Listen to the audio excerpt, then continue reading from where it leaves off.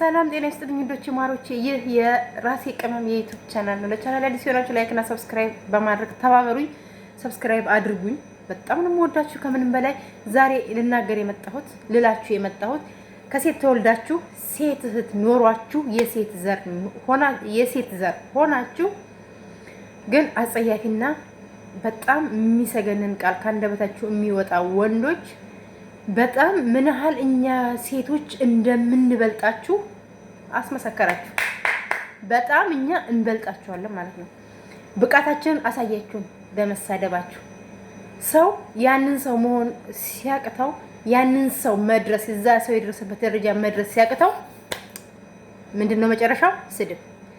በስድብ ስኬትም ለውጥም ስለሌለ በጣም እናዝናለን። ግን ክብረ ቢስና ዝቅ ያላችሁ ወንዶች ሌሎች ወንዶችንም ባታሰድቡ እያልን ግን እናንተ እህት ወይም እናት ከሴት ቤተሰብ የእናንተ የሴት ቤተሰቦቻችሁ ወይም ነገ የምትወልዷት ልጅ የምታገቧት ሚስት መቼም ሴት ነው አይደል? የምታገቧት ሚስት በእናንተ ምን ያህል እንደምታፍርባችሁና ምን ያህል እንደምትጸየፋችሁ አዘንኩ። ልጆቻችሁ ምን ያህል እንደሚያፍሩባችሁ እናንተን የሚያገቡት ሚስቶች እንደዛ። ስለዚህ በጣም እያዘንኩና እያፈርኩ ወንዶች እኛ ሴቶች ምን ያህል እንደምንበልጣችሁ በተለይ ልጆቻቸውን ብቻቸውን በህፃናታቸው ተደፍረው ልጆቻቸውን ብቻቸውን የሚያሳድጉ ጀግና አንስቶችን እያደነቀን እህታችን ዋንትያ ግን ለአንዳንድ የማይረቡ በአካባቢ የሚዞሩ ዝንቦች በቪዲዮ ላይ ልታዩቸው ትችላላችሁ። አያችሁ አይደለ? ለአንዳንድ የማይረቡ ዝንቦች ብለሽ ደክሞኛል፣ ሰልችቶኛል፣ እዝጋ እቆማለሁ መውረጃ እዚህ ነው ብለሽ ህይወትሽን ማቆም የለብሽም። ቢያንስ ለልጅሽ ስትይ ህይወትን መቀጠል አለብሽ። እህታችን ዋንትያ በጣም ጎበዝ ነሽ፣ ጀግና ነሽ፣ ትችያለሽ። ችለሽ ያንን ሁሉ ህይወት ተቋቁመሽ በ16 ዓመት ተደፍሮ በ16 ዓመት የልጅ እናት ሆኖ ልጅን ማሳደግ በጣም ከባድ ነው። ስለዚህ በአንቺ እድሜ ያሉትን እህቶች አሪያ ሆነሽ ብዙ እህቶች ጎዳና ላይ ይወድቃሉ። ብዙ የተደፈሩ እህቶች አሉ። የሚደፈሩት በማንም በወንዶች። ስለዚህ ለነሱ አሪያ ነሽ። ከምንም በላይ ደግሞ ለእናቶች አሪያ ነሽ። ልጅን እንዴት ማሳደግ እንዳለብሽ ብዙ ቻሌንጅ አይተሽ በአሁኑ ሰዓት ልጅን በየሆስፒታልና በየፖሊስ ጣቢያው በሚጣልበት ዘመን አንቺ ግን ልጅሽን ይዘሽ በማሳደግሽ ለኔ ቶፕ ጀግና ሴት ነው የምልሽ። እግዚአብሔር በፖሊስ ሚዲያ ላይ እኔ ፖሊስ ልጅ ነኝ አይደለም ብዙ ሰማለሁኝ። እርጉዝ ሆና ሄዳ ጫካ ወልዳ እንደዚህ ነው የተባልኩኝ። እርጉዝ ሆና እንደዚህ ጫካ ውስጥ ወልዳ ጣለች፣ መንገድ ላይ ጣለች፣ ተማሪ ሆና እንደዚህ ወልዳ ጣለች። አንቺ ግን በህፃንነትሽ ሳትጢ ልሽን በማሳደግሽ ጀግና ልትበይ እንጂ የሚገባሽ ልትሰደቢ አይገባሽ። ስለዚህ እንደዚህ አይነት ቆሻሾችና የወረዱ ወንዶች ስለሰደቡሽ የሚቀንስ ማንነት ምንም ነገር አንቺ ነሽ መገንባት ያለብሽ። ያቺ ትላንት ያሳለፈችውን ጀግናዋን ዋንትያን እያሳደግሻት መሄድ ነው እንጂ ተስፋ መቁረጥ ደክሞኛል እየሞከርኩ ነው ሳይሆን በቃ እንደዚህ እየሆንኩ ነው ግን እየሞከርኩ ነው ሳይሆን እየሆንኩ ነው ብለሽ ጀግና ሆነሽ ያሳየን። ብዙ ሲንግል ማሞች ብዙ ልጆቻቸውን ብቻቸውን የሚያሳድጉት ተስፋ ልኮኝ ይገባል እንጂ ህይወትሽን አጭር ላይ ልታቆሚ አይገባም። ለምን እነኛ ወንዶች አንቺን የሰደቡሽ አንቺ መሆን ስለማይችሉና አንቺ ደረጃ ላይ በቃ ወንድ ሆኖ አንቺ መሆን ስለማይችሉ ነው። ስለማይችሉ ብቻ ነው። ብዙ ጊዜ የሚሳደበው ሰው እኮ ያን ሰውዬ መሆን ስለማይችል ብቻ ነው። በቃ ያለው እውቀት ስድብ ላይ ነው። ስለዚህ ምላሱ ላይ ነው የሱ ጀግንነት፣ የሱ እውቀት ምላሱ ላይ ነው። ይሄ ጭንቅላቱ ባዶ ሲሆን አንዳንድ ሰው እኮ ጭንቅላቱ ባዶ ሲሆን በቃ ምላሱ ብቻ ይቀራል። ይሄ አንጎል ንፍጥ ይሞላና ምላስ ብቻ ይሆናል። በቃ ዝም ብሎ ያወራል። ነገ ይሄ ነገር የምናወራው ነገር አሁን ዛሬ የምናገረው ነገር ይቀመጣል፣ ለትውልድ ይተላለፋል። ነገ ልጆቼ ሲያዩት ማፈር የለባቸውም በእኔ ንግግር። ነገ እናቴ ስታየው በልጄ እንደዚህ ማለት መባል የለባትም። እናቴ እኔ እስካሁን እድሜ ድረስ ማለት ነው እስከ 32 ዓመቴ እናቴ በእኔ ምንም አይነት ስሞታ መጥቶባት አያውቅም። ጀግና እናት ነች ያሳደገችኝ። ሊያውም ያለ አባት አያት ነው ያሳደገኝ። አባቴ ወታደር ነው፣ ወለደኝ፣ ጥሎኝ ሄደ። የደርግ ወታደር ግን ብቻዋን ያሳደገቻት ጀግና እናት። አሁን ላይ ምንም የምሰራው ሴቶችና ህፃናት ጉዳይ ኢንስፔክተር ነው ማዕረጓ። አያችሁ አይደል? ከጀግና የተወለደ ምን ጊዜም ጀግና ነው። እኔ ባንቺ እድሜ የሆነ ሰዓት ላይ እናቴ እንግዲህ ተድራ ነው አግብታ የወለደችኝ ማለት ነው። እና የሆነ ሰዓት ላይ የሆነ የአያቴ ዘመድ ይመጣና ዲቃላ ይለኛል። የሴቷ አያቴ ዘመድ ይመጣና ዲቃላ ይለኛል። ከዛን ያ ሰውዬ ይሰክራል። ሁሉ ጊዜ እየሰከረ ነው ቤታችን ይመጣው። ለከተማ ቅርብ ነው ቤታችን እና ማክሰኞና ሐሙስ ገበያ ስለነበረ እኛ ሀገር ላይ ደንደባ የምትባል ከተማ ገበያ ስለነበረ ቅርብ ነች። እኛ ጋር ይመጣል። እህል ሸጥና ማታ ሲሰክር ወደ እኛ ጋር ነው ይመጣል።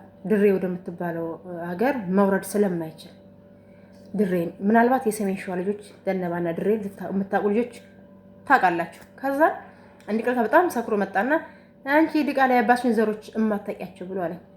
እናቴ በክብር በማረግ ሰደራ ነው እኔን የወለደች።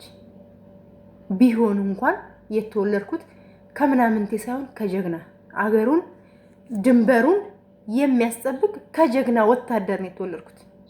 እናቴ ተደፍራ አይደለም የወለደችኝ፣ ከጀግና ወታደር ከጀግና ነው የወለደችኝ። እናቴም ጀግና ነች። ከጀግና ስለተወለድኩ እናቴም ጀግና ነች፣ አባቴም ጀግና ነው፣ አያቴም ጀግና ናቸው፣ አባት አርበኛ ናቸው።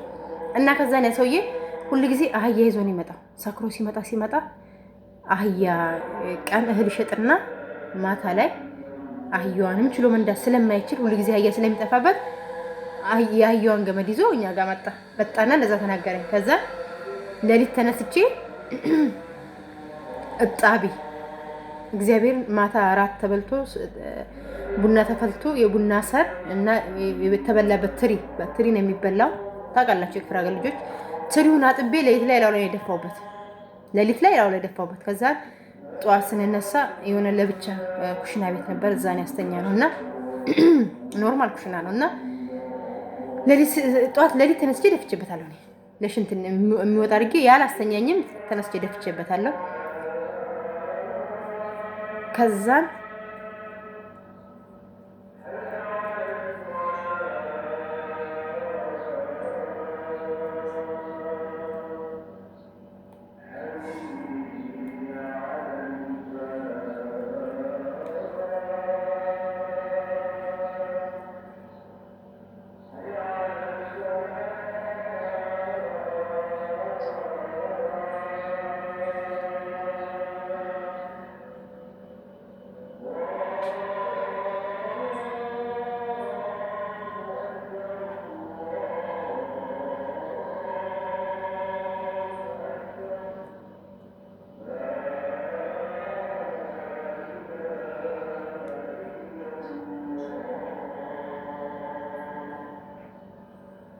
ይቅርታ አዛን እስከሚያልቅ ድረስ ነበረ።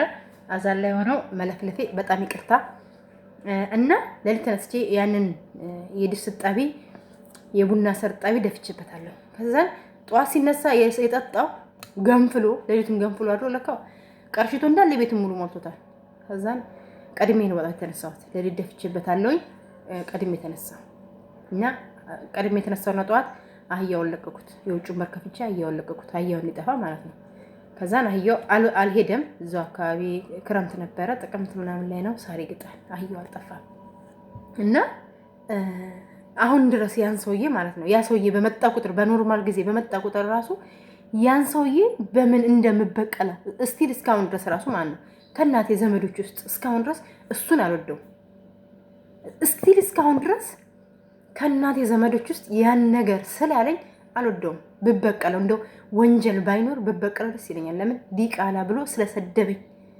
እናቴ ጀግና ነች፣ ሊያውም የጀግና ዘር ጀግና እና ይሄ ልላችሁ የቻልኩበት ምክንያት ስሜቱ እኔ ስለማውቀው ነው። እናቴ የሴት ወንድ ነች፣ አይደለም በወንድ ልትደፈር ይቅርና ማለት ነው ቆራጥ የግንባር ሰው ከግንባሯ በቃ እንጃ የፍርድ ሰው ትክክለኛ ሀቀኛ። እኔ የኔ እናት የምታውቋት ታውቋታላችሁ። እማትልከሰከስ ላመነችበት ነገር ወደኋላ የማትል ለሴቶች የቆመች ለሴትም ለወንድም የማትል ለፍትህ የቆመች ጀግና እናት ነች የወለደችኝ። እንደዚህ ተዝረክርኩ የትም አፉን የሚከፍት አይነት እናት አልወለደችኝም። በነገራችን ላይ ልጆች እንዳስተዳደጋቸው ነው የሚወጡት። እናትክን ብላ ከሰደበች አንተም እናትሽን እያልክ ሴት ልጅ ትሳደባለህ። አባትክ እናትክን ሲሰድባት እያየክ የምታድግ ልጅ አንተ ነገም ሀገርክንም እናት ግን ትሰድባለህ። ብታቅ እናት አገር ነች፣ ብታቅ ኖሮ ማለት ነው። ስለዚህ እህታችን ዋንትያ በዚህ ነገር ምንም ሊሰማሽ አይገባም። ጀግና ነሽ፣ ከምንም በላይ ጀግና ነሽ። ሆነሽ አሳይተሻል። መለወጥም ተለውጠሽ አሳይተሻል።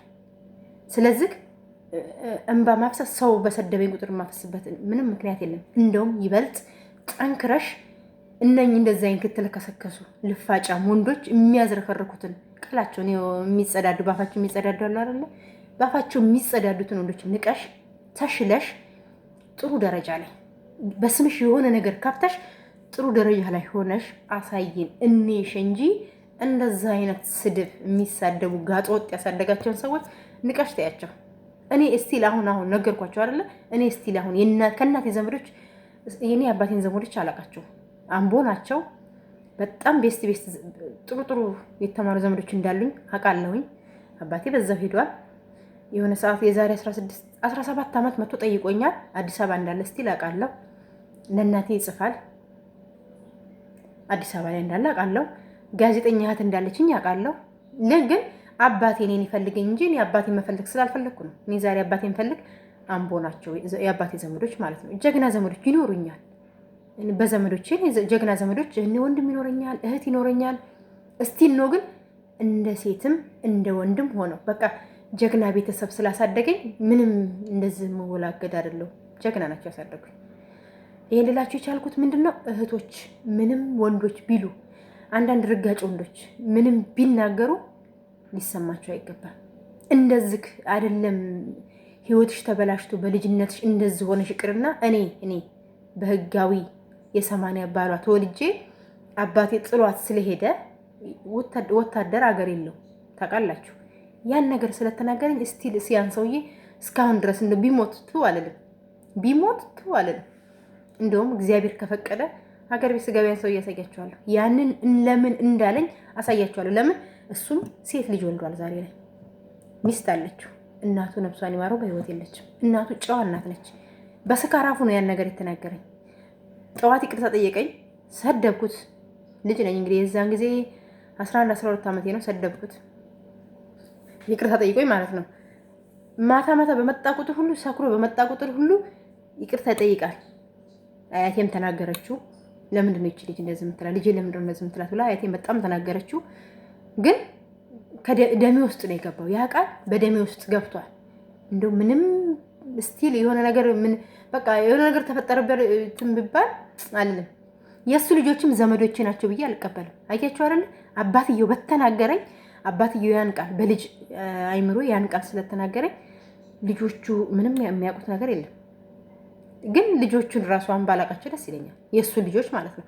ስለዚህ ጉዶቼ፣ ማሮቼ፣ እህቶቼ እህታችን በተለይ እህታችን ዋንትያ እና ሌሎችም ጀግኖች እህቶቻችን ያለ እድሜያችሁ በትምህርት ላይም ሆናችሁ ተደፍራችሁ ሊሆን ይችላል። በተለያየ ሁኔታ ላይ በወንዶች ህይወታችሁ ተበላሽቶ የወደቃችሁ እንደምትችሉ ቆራጥ ሆናችሁ አሳዩ። ብዙ ጀግና እህቶች አላችሁ። ብዙ ተደብቃችሁ ያላችሁ እውቀታችሁ መናገር። ይሄ አሁን ዋንትያ ዛሬ እንደዚህ ባለጌው የተናገራችሁ ብላችሁ አትደበቁ። እውቀታችሁን ታለንታችሁን አውጡት። ያ ሰው ስለሰደባችሁ ናችሁ ማለት አይደለም። ያለፈው አልፏል። እራሳችሁን ሁኑ፣ በርቱ፣ ጠንክሩ። እንደዚህ አይነት ደግሞ እናትም እህትም የሌላችሁ አሳዳጊ የበደላችሁ ወንዶች ደግሞ እናዝናለን። ህጉ ቀስ እያለ ይቀጣችኋል። ነገ የምታፍሩበት ነገር ነው። ለምን የወጣችሁበት ማህበረሰብን የናቃችሁ እዛ የምትኖሩበት አፍሪካ ጋር ደቡብ አፍሪካ ጋር እናውቃለን። ምን ያህል መከራ ስቃይ እያያችሁ እንደምትኖሩ እናውቃለን። ስለዚህ ያም ባዕድ ሀገር ኖራችሁ ይሄን ነገር አፍ የሚያስከፍት ነገር መናገር፣ ሴትን ልጅ ዝቅ ማድረግ አርጎ መናገር፣ ሴትን የበታችነት አርጎ ማየት የደፈራችሁትም እኮ እናንተ ናችሁ። እናንተው አጥፍታችሁ እናንተው ሴትን በድላችሁ በምን እንካሳት፣ የተሰበረ ልቧን በምን እንጠግናት ማለት ሲገባችሁ ሴትን ልጅ እንደዚህ ወርዳችሁ መናገራችሁ ምን ያህል የቆሸሻችሁና ምን ያህል ደካሞች እንደሆናችሁ ያስረዳል። ከንግግራችሁ ተግባራችሁን አውቀነዋል። በጣም እናመሰግናለን። ዋንትያ ግን ደከመኝ የምትይው ነገር የለም። ቀጥይ።